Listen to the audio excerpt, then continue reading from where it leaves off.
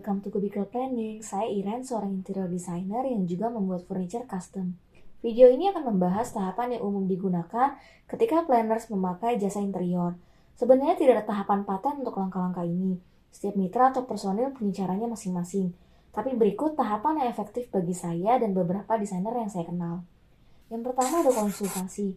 Hal paling pertama setelah planner memilih seorang desainer, kalian akan diarahkan ke konsultasi atau meeting pertama. Bisa video call, telepon, atau bertemu langsung. Di tahap konsultasi ini, kita akan diskusi mengenai kebutuhan planners, apakah mau renovasi atau memesan furniture, atau kebutuhan lainnya. Kemudian lokasinya di mana, seberapa mendesak, kemudian nuansa dan tema apa yang diinginkan. Intinya, planners dan desainer akan melakukan brainstorming bersama. Yang kedua, survei lokasi. Setelah membuat janji berkunjung, biasanya seorang desainer dan satu pekerja sipil atau furniture akan datang untuk mengukur dan mengecek area ruangan yang akan diisi. Kami akan cek ukuran dan membuat denah berupa sketsa atau 3D. Kalau saya sih lebih suka langsung membuat 3D di laptop untuk menghindari distorsi ukuran. Kami juga akan cek kondisi area pekerjaan seperti kondisi cat, plafon, titik AC, lantai, dan ketersediaan jalur listrik, jalur air, dan lain-lain. Yang ketiga, penawaran harga jasa desain. Ukuran yang didapat dari survei lokasi ini akan digunakan untuk menjadi acuan harga per meter perseginya. Biasanya range harga desain per meter mulai dari 100.000 sampai 200.000 rupiah. Bisa lebih rendah atau lebih tinggi menyesuaikan dengan kebijakan masing-masing perusahaan atau desainer.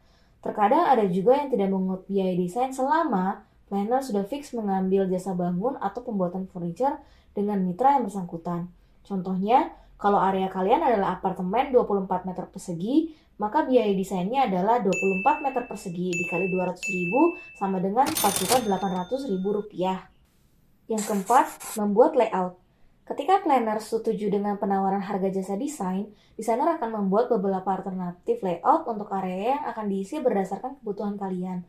Biasanya desainer akan membuat 2 atau 3 gambar alternatif dan planners diminta untuk memilih satu layout yang cocok dengan kalian. Yang kelima, desain 3D. Desainer akan membuat 3D berdasarkan mood board dan layout pilihan planners. Proses pembuatan 3D umumnya membutuhkan waktu selama 1-2 minggu untuk area 24 meter persegi, dan itu belum termasuk tahap revisi. Yang keenam, pengenalan bahan baku yang dipakai. Biasanya, desainer akan menunjukkan beberapa sampel atau katalog supaya bisa memberikan bayangan bagi planners. Contoh sampel material, jenis kayu apa yang dipakai, dan bagaimana hasil finishingnya. Selain itu, desainer juga akan menginfokan pro dan kontra dari masing-masing material dan juga perbandingan kualitasnya. Pilihan-pilihan yang kalian buat nantinya akan menentukan skema anggaran di akhir. Yang ketujuh, RAB atau rencana anggaran biaya. Desainer atau perusahaan akan memberikan penawaran harga real dari desain 3D dan spesifikasi bahan baku yang sudah diputuskan oleh planners. Bila harga penawaran mencapai win-win solution, maka akan ada penandatanganan kontrak di atas materai dan kalian akan membayarkan DP yang biasanya senilai 50% dari kontrak. Dan tipsnya adalah selalu cek kembali untuk setiap spesifikasi dan item yang tertera dalam kontrak ya. Yang kedelapan, produksi dan instalasi. Proses produksi dimulai terhitung sejak DP pertama yang dilakukan planners. Lamanya proses pembuatan custom furniture dan instalasi akan menyesuaikan dengan jumlah item pekerjaan sipil atau furniture yang disepakati. Bisa 2 minggu, bisa 1 bulan, lebih cepat atau lebih lama. Tapi biasanya di dalam kontrak perjanjian sudah tercantum lamanya pekerjaan. Misalnya total 45 hari untuk produksi dan instalasi, jadi jangan khawatir ya. Yang kesembilan, serah terima. Tahap yang paling ditunggu-tunggu oleh setiap klien.